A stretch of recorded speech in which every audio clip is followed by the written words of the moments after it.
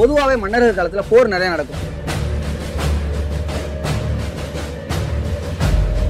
எதிர்நாட்டு மன்னர்கள் தன்னோட நாட்டை கைப்பற்றக்கூடாதுங்கிறதுக்காக கோட்டையை சுற்றி கொத்தளங்கள் அமைச்சிருப்பாங்க. அப்படி அமைச்ச கொத்தளங்கள்ல தான் இதுவும் ஒன்று.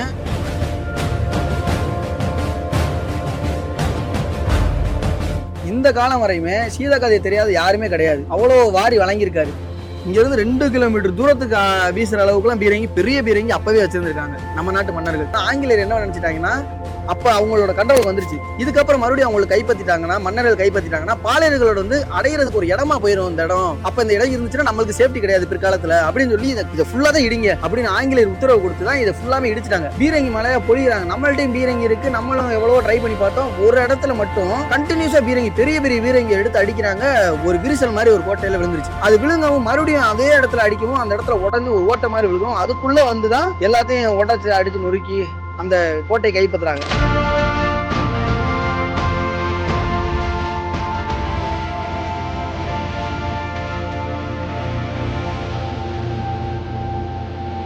வணக்கம். பொதுவாகவே மன்னர்கள் காலத்துல போர் நிறைய நடக்கும். எதிர்நாட்டு மன்னர்கள் தன்னோட நாட்டை கைப்பற்றக்கூடாதுங்கிறதுக்காக கோட்டையை சுற்றி கொத்தளங்கள் அமைச்சிருப்பாங்க. அப்படி அமைச்ச கொத்தளங்கள்ல தான் இதுவும் ஒண்ணு. இந்த கொத்தளத்தோட பேரு மூல கொத்தளம். இந்த இடத்தோட லொகேஷனை கீழே டிஸ்கிரிப்ஷன்ல கொடுக்குறேன், போய் பாத்துக்கங்க. இந்த கொத்தளத்துல பெருசா காட்டுறதுக்கு ஒண்ணுமே இல்ல. ஏன்னா இது எப்ப வேணா இடியில மாதிரி தான் இருக்கு. அதனால இந்த கொத்தளத்தோட வரலாறு என்ன, இதுல என்னென்னலாம் இருக்குங்கிறத பாக்குறதுக்கு முன்னாடி ராம்நாத் டாக்கீஸ் சேனலை சப்ஸ்கிரைப் பண்ணிக்கங்க. மறக்காம பெல் ஐகானை கிளிக் பண்ணுங்க. அப்பதான் நாங்க போற வீடியோ உங்களுக்கு வரும்.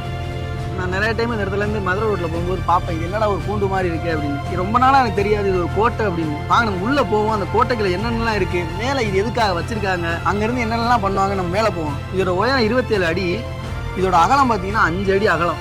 நம்ம 27 அடி உயரத்துக்கு மாடியில போறோம். ரொம்ப ஸ்ட்ராங்கா இருக்கு. அங்க பாருங்க எவ்வளவு வேர் விட்டு இருக்கு, ஒரு விரிசல் ஆகல.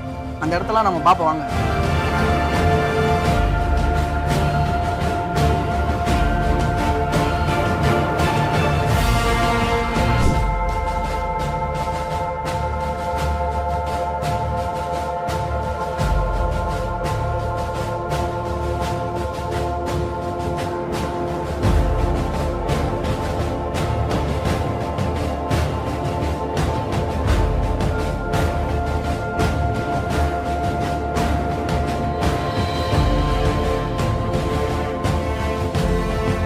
கோட்டையோட அமைப்பை பார்த்தாலே அந்த காலத்துல இந்த கோட்டை ரொம்ப பிரம்மாண்டமா இருந்திருக்கும்னு நினைக்கிறேன்.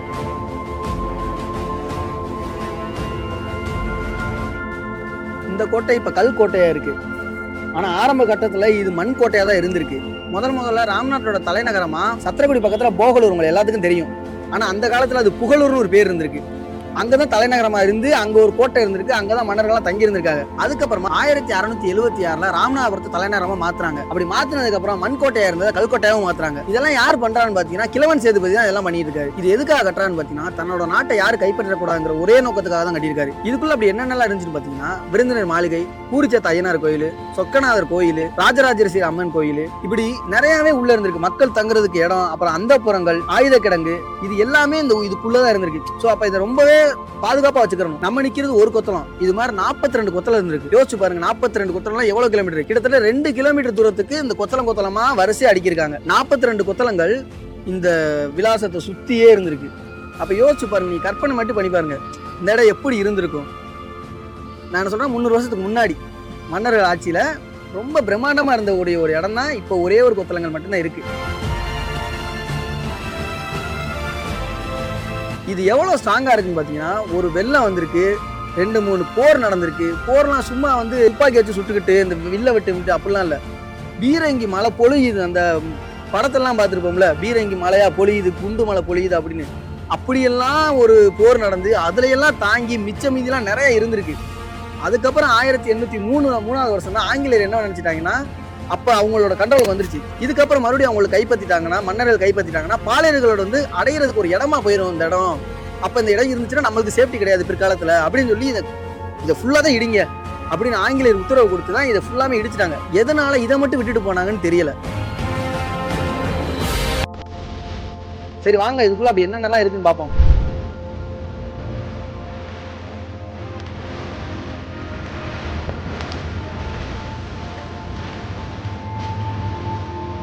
இருக்கு பாருங்க, கல்லு ஃபுல்லாவே மண்ணு, உள்ள கல் இருக்கு. அது மேலதான் வந்து அந்த சிமெண்ட், அந்த செங்கல் சுண்ணாம்பு வச்சு பூசிருக்காங்க. பார்த்தா இந்த ஒரு கல் தான் தெரியுது, மற்ற மற்ற எல்லாமே அப்படிதான் இருக்கும் போது. அதனால தான் இவ்வளோ ஸ்ட்ராங்காக இருக்குது, ரொம்ப ஸ்ட்ராங்காகவே இருக்குது. மேலே வந்து எதுவுமே கிடையாது, எல்லாமே உடஞ்சிருச்சு, நாசமாயிருச்சு. இடிக்க சொல்லிட்டதுக்கு அப்புறமே இந்த ஒரு கட்டடம் மட்டும் தான் வச்சுருக்காங்க அப்படின்னா அவ்வளோ ஸ்ட்ராங்காக இருக்குது. இத்தனை வருஷம் ஆச்சு. அங்கே பாருங்கள், ஓரத்தில் ஏதோ ஒன்று இருக்குது. இங்கே பாருங்க, இது ஏதோ கொடி கம்பம் நட்டு வச்ச மாதிரி இருக்குது. நம்ம நாட்டை சோழர்களும் ஆண்டிருக்காங்க, பாண்டியர்களும் ஆண்டிருக்காங்க, சேரர்களும் ஆண்டிருக்கலாம், ஆங்கிலேயர்களும் ஆண்டிருக்காங்க. அப்படிங்கிறப்ப இது யார் இருக்கா அப்படிங்கிற ஒரு அடையாளம் காமிக்கிறதுக்கா இங்கே கொடி பறக்க விட்டுருக்கலாம். அப்படி தான் இருந்திருக்கும். இதுக்குள்ள பாருங்க, அந்த மாதிரி ஒரு வடிவமைப்பு தான் இருக்குது. அது போக இங்கே ஒரு முக்கியமான ஒன்று இருக்குது.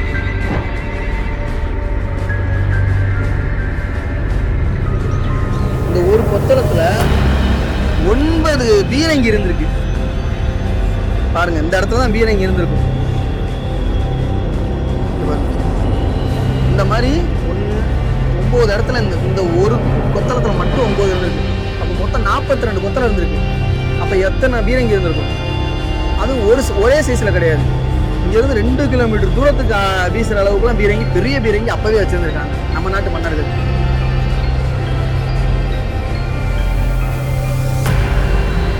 இப்போ நம்ம 27 அடி உயரத்தில் நிற்கிறோம். 27 அடி உயரம், அவ்வளோ உயரத்தில் அந்த சவர் கட்டியிருக்காங்க. பாருங்க எவ்வளோ ஸ்ட்ராங்காகவும் எவ்வளோ ஹைட்டாகவும் கட்டியிருக்காங்க. ஒரு எதிராளி கூட உள்ளே வந்துட்டு திரும்பி போக முடியாது, உள்ளே வர முடியாது. அந்த அளவுக்கு பாதுகாப்பாகவும் ரொம்ப ஸ்ட்ராங்காகவும் கட்டியிருக்காங்க.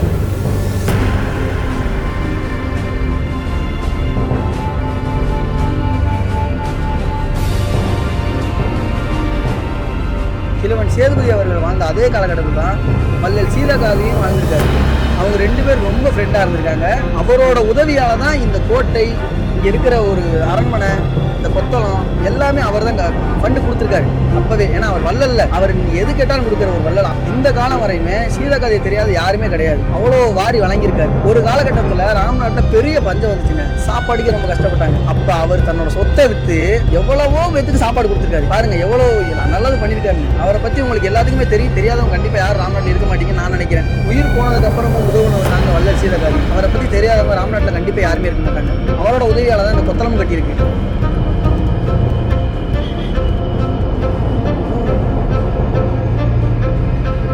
ஆயுதங்கள் இருந்திருக்கலாம், உணவுப் பொருள் இருந்திருக்கலாம், எதுனாலும் இருந்திருக்கலாம். அந்த இடத்துல அப்படிதான் இருக்கு. டியோண்ட இடமா இருக்கு, தூங்குறது யூஸ் பண்ணிக்கலாம். ஓகேவா, இதுக்குள்ள நம்ம போவோம்.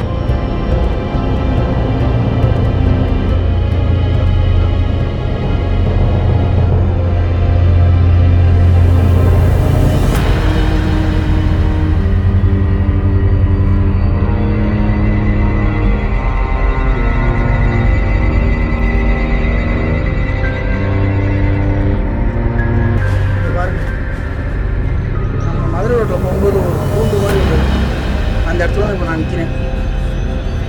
இந்த இடத்துல இருந்து தான் படைவீரர்கள் யார் வரா, யாராச்சும் வந்தால் அந்த இன்ஃபர்மேஷன் கொடுக்கணும்.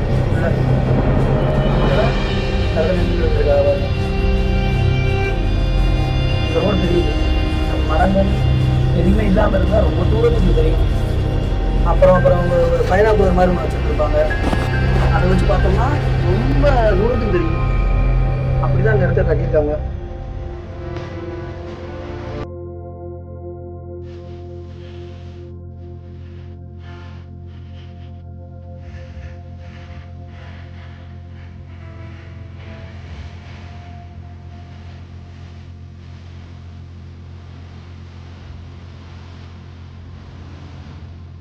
இது ரொம்ப பாதுகாப்பா கட்டியிருக்காங்க.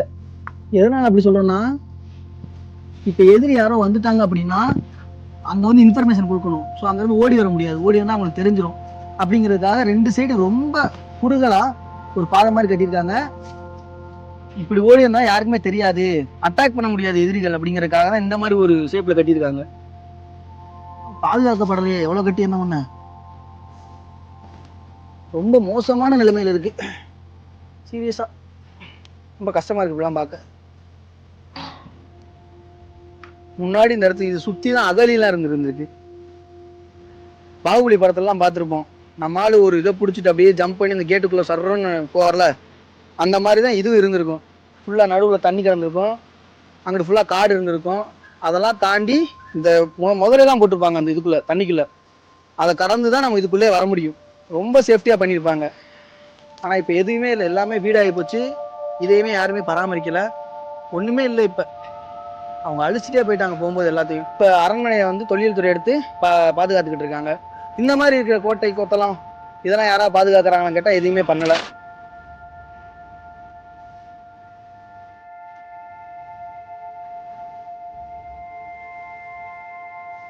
இது ஒரு அறை மாதிரி இருந்திருக்கு.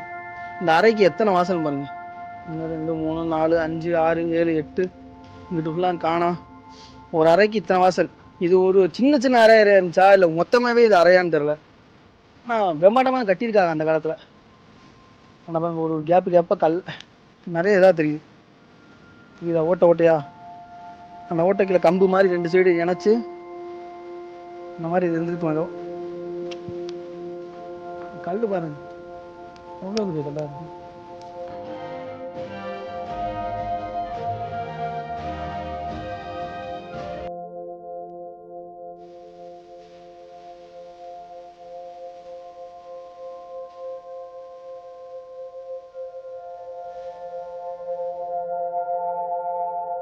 இந்த கோட்டை 1690 இருந்து 1694 வரை இந்த 4 வருஷத்துல இந்த கோட்டையை கட்டியிருக்காங்க. இந்த கோட்டை கட்டினதுக்கு அப்புறமே நிறைய போர் நடந்திருக்கு. ஒரு வெள்ளம் வந்திருக்கு. பெரிய கம்மாய் இருக்குல்ல, அந்த பெரிய கம்மாயில பெரிய வெள்ளம் ஏற்பட்டிருக்கு. அதனால எல்லா உடைமைகளும் நிறைய வீரர்கள் இறந்து போயிருக்காங்க, நிறைய பொதுமக்கள்லாம் இறந்து போயிருக்காங்க அந்த வெள்ளத்துல. ஆனா இந்த கோட்டைக்கு ஒண்ணுமே ஆகல அந்த காலகட்டத்துல. அதுக்கப்புறம் நிறைய போர் நடந்திருக்கு. போர்லாம் சும்மா சாதாரண போர்லாம் இல்ல, பயங்கரமான 2 போர் நடந்திருக்கு. ஒரு போர்ல லைட்டா மட்டும் இடிச்சிட்டு ட்ரை பண்ணிருக்காங்க. இது வந்து ஒரு ரொம்ப பிரம்மாண்டமா இருக்கு, ஒண்ணுமே பண்ண முடியாது, கல் கோட்டையா இருக்கு அப்படின்னு சொல்லிட்டு விட்டுட்டு போயிட்டாங்க. அதுக்கப்புறம் இன்னொரு போர் நடக்குது. ஆங்கிலேயர்கள்லாம் சேர்ந்து ஒரு போர் நடத்துறாங்க. அந்த போர்ல பயங்கரமான சண்டை நடக்குது. எதிர்பாராத விதமா வந்து எல்லாத்தையும் அடிச்சு நொறுக்குறாங்க. பீரங்கி மலையா பொழிகிறாங்க. நம்மள்ட்டையும் பீரங்கி இருக்கு, நம்மளும் எவ்வளவோ ட்ரை பண்ணி பார்த்தோம். ஒரு இடத்துல மட்டும் கண்டினியூஸா பீரங்கி, பெரிய பெரிய பீரங்கி எடுத்து அடிக்கிறாங்க. ஒரு விரிசல் மாதிரி ஒரு கோட்டையில விழுந்துருச்சு. அது விழுங்கவும் மறுபடியும் அதே இடத்துல அடிக்கவும் அந்த இடத்துல உடஞ்சு ஒரு ஓட்டை மாதிரி விழுகும். அதுக்குள்ள வந்துதான் எல்லாத்தையும் உடைச்சு அடிச்சு நொறுக்கி அந்த கோட்டை கைப்பற்றுறாங்க. அப்ப இந்த கோட்டைக்கு பெருசா ஒரு சேதமாக அந்த ஒரு இடத்துல தான் சேதம் இருந்துச்சு. அதுக்கப்புறம் 1772 ஆங்கிலேயர்கள் இந்த கோட்டையை கைப்பற்றுறாங்க. கைப்பற்றினதுக்கு அப்புறம் என்ன யோசிக்கிறாங்கன்னா, இதுக்கு அப்புறமும் இந்த கோட்டை இருந்துச்சுன்னா பாளையக்காரர்கள் எல்லாம் இதை வந்து ஒளிஞ்சிருக்கிற இடமா மாத்திடுவாங்க. அப்புறம் அவங்க இங்க வந்து ஒளிஞ்சுக்கிட்டு அதுக்கப்புறம் அவங்க கைகளை போயிருச்சுன்னா அவங்க இதை எடுத்து டாமினேட் பண்ணிடுவாங்க அப்படிங்கிற ஒரு பயம் வந்துருச்சு ஆங்கிலேயர்களுக்கு. அப்ப என்ன பண்றாங்க, 1772 ஜூன் 3ஆம் தேதி ஆங்கில தளபதி ஜோசப் ஸ்மித் அப்படிங்கிறவரு இந்த கோட்டையை இடிக்கணும்னு பிளான் பண்றாரு. இது எப்ப பிளான் பண்றாரு, 1803 1804 வருஷம் தான் இதை இடிக்கணும்னு சொல்றாரு. அப்படி இடிக்கணும்னு சொன்ன உடனே இந்த கோட்டையை மொத்தத்தையுமே தகர்த்துட்டாங்க. எதுவுமே இல்ல. நினைச்சு பாருங்க, 42 கோட்டைங்க. இதே மாதிரி 42 கோட்டை. ஒரு கோட்டை இவ்வளவு பெருசா இருக்கு. 42 கோட்டை இருந்துச்சுன்னா எவ்வளவு பெருசா இருந்திருக்கும், எவ்வளவு பிரம்மாண்டமா இருந்திருக்கும். அதெல்லாம் இடிச்சுட்டாங்க. ஒண்ணுமே இல்லாம தரமட்டமாக்கிட்டாங்க.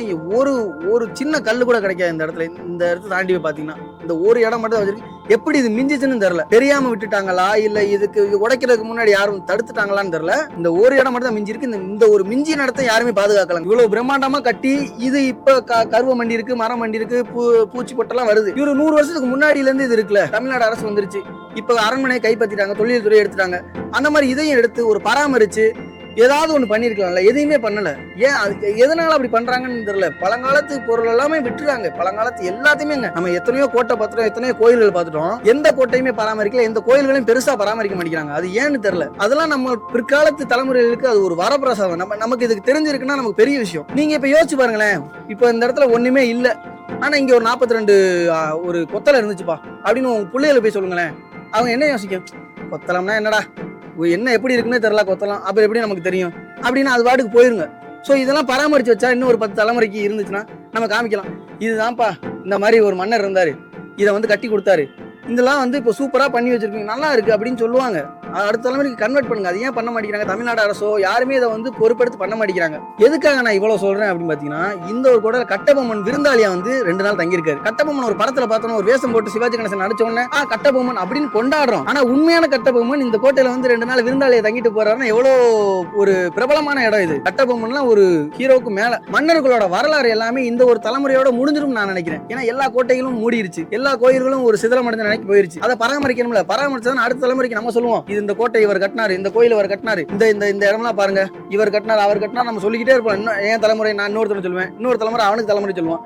இந்த தலைமுறையோட முடிஞ்சிச்சுன்னா அப்புறம் யாரும் சொல்ல முடியும், யாரும் சொல்ல முடியாது. இந்த மாதிரி வீடியோ பார்க்கணும் ராம்நாத் டாக்கீஸ் சேனலை சப்ஸ்கிரைப் பண்ணுங்க, மறக்காம பெல் ஐகானை கிளிக் பண்ணுங்க. அப்பதான் நாங்க போற வீடியோ உங்களுக்கு வரும்.